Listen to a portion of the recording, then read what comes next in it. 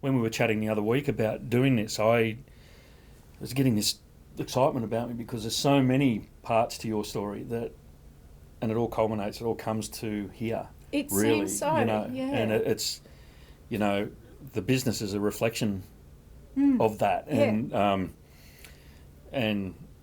I mean, obviously it's a beautiful story because it's a beautiful business. It's a beautiful place. And you were saying that, people that come here, they feel it. They get a certain something from it. Yeah.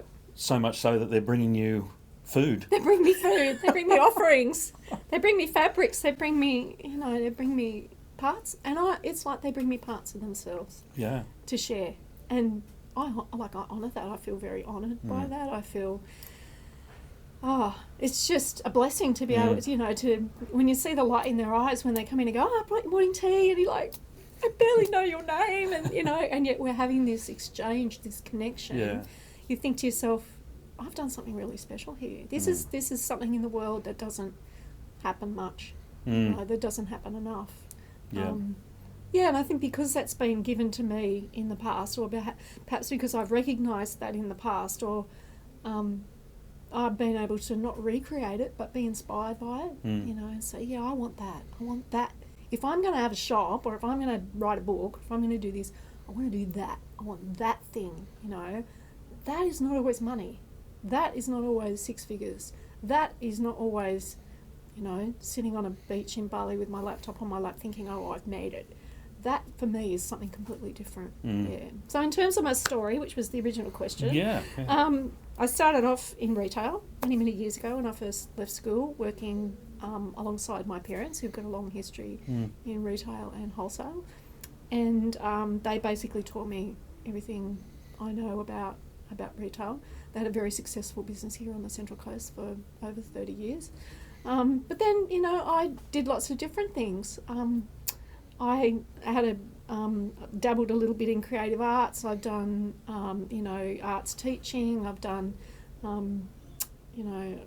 all kinds of different things.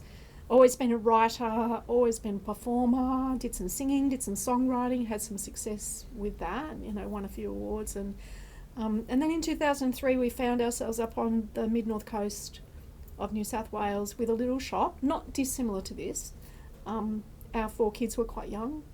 My husband and I were there both working in the business and working hard, so working 6 or 7 days a week, both of us, with the kids, trying to maintain all of that. When I found myself getting more and more unwell, and it was at that stage I was diagnosed with stage 3B cancer. So it was non-Hodgkin's lymphoma, which is a blood-based cancer, and I was very ill. So at that point, of course, all life just stops. Everything this is our priority, this is what we have to do. That's right. So I went into treatment. I had 3 months of chemotherapy, 3 months of radiotherapy. That radiotherapy I had to have in Sydney, so I went down to Sydney and stayed there by myself for 3 months without my family to have that treatment. It was a life-changing experience in terms of, working out my priorities and who I was and what it meant, to kind of, I was really confronted with my mortality. What was important, living in a hostel for 3 months with other people who had cancer, that were dying of cancer, or living with cancer. It was very interesting. And it just gave me a whole different perspective on life.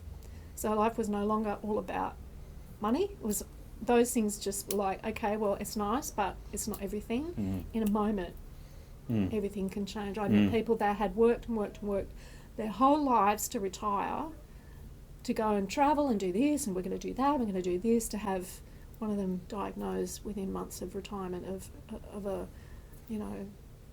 fatal cancer. And I just thought, that's not the life I want. I don't want to live the rest of my life, however long I've got, like that.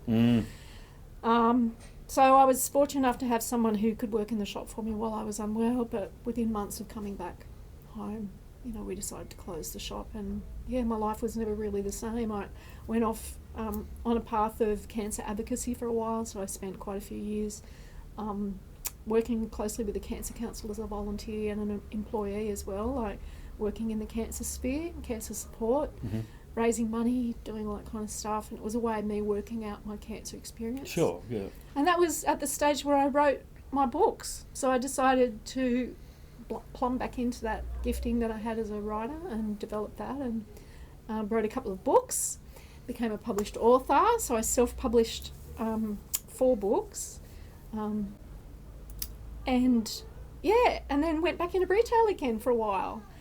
So it's been sort of a bit of a roundabout journey. We found ourselves back on the Central Coast here a couple of years ago. I had a fairly significant mental breakdown when we came back. I was getting unwell. We were out travelling at that time, and I was getting unwell. I could feel it. Mental health is something that I have to manage. Sure. Have always had to manage.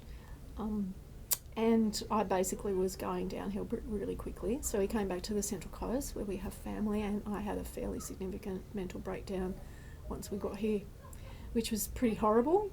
It was probably even worse in many ways than the cancer was. Coming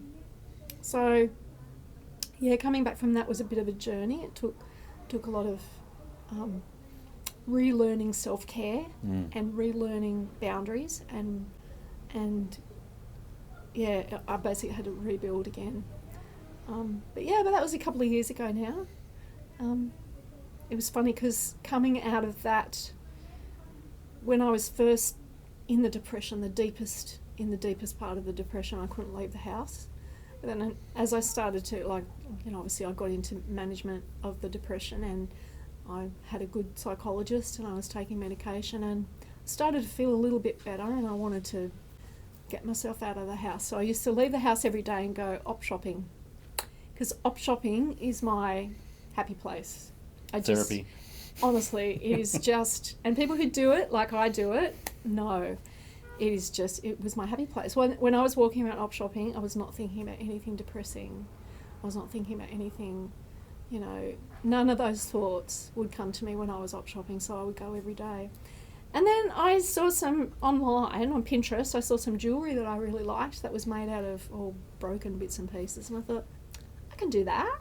So I watched a few YouTube videos of how to make jewellery, and I pulled some of these bits apart that I had and made some funky, crazy bits of jewellery, and I thought, well, this is all right, isn't it? And I put it on Etsy and Facebook and Instagram, and people started to buy it. And I thought, oh, this is great, I can do this. So all of a sudden I had a hobby.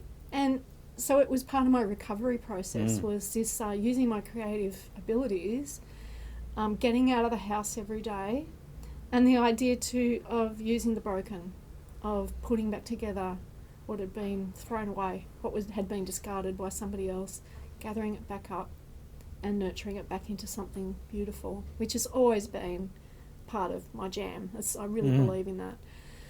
Yeah, and it just grew from there. I was in the shower one day and dreamed up the name Sister Jo Bangles, and I thought, that really encapsulates, the joy and the serendipity kind of onomatopoeic joy of what I'm doing with the crazy jewellery, and people started asking me for clothes to go with the jewellery, so I started buying clothes as well as jewellery and ripping them up and sewing them back together, and a business was born.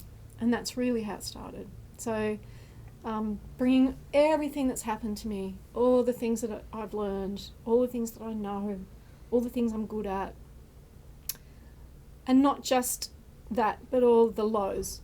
So the depression, the cancer, all of those places that I had to go to in those times as well, and bringing all that into it as well, and allowing myself to remain vulnerable, not pretending that I'm all fixed up and nothing to see here, everything's fine, like look at me, I run a business, but saying, Sister Jo Bangles is a culmination of all the life experiences that I've had, good and bad, all the me's that I've been, because I've had to reinvent myself so many times just to survive.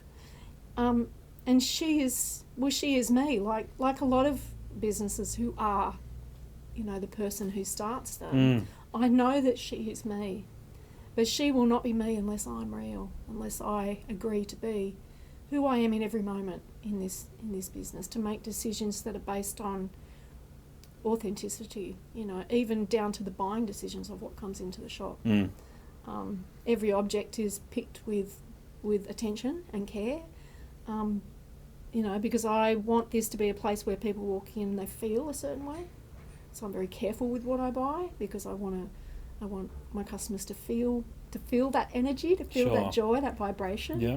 And when I make my clothes, I do the same thing. I try and imbue them with joy and with a joyous energy, so that when people put them on, they feel that, they feel good, they feel inspired, they feel more like themselves. You know, they feel connected to who they really are.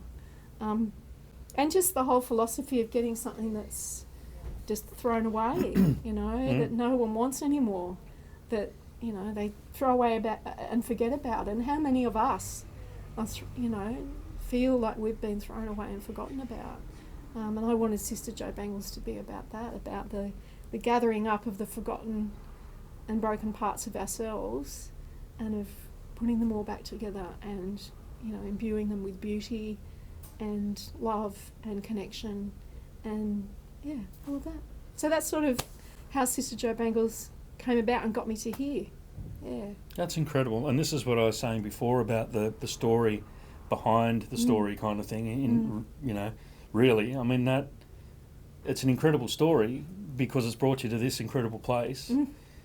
And it's benefiting everyone who comes in here because they're receiving a part of you. I mean, everything in here represents you, as you were saying, represents something from you, a part of you. And through your travels, you're now helping your journey. You're now helping others. Yeah. You know, with what you've been through, and the beauty that's come from that is now being shared. That's right. And that's how do you measure the value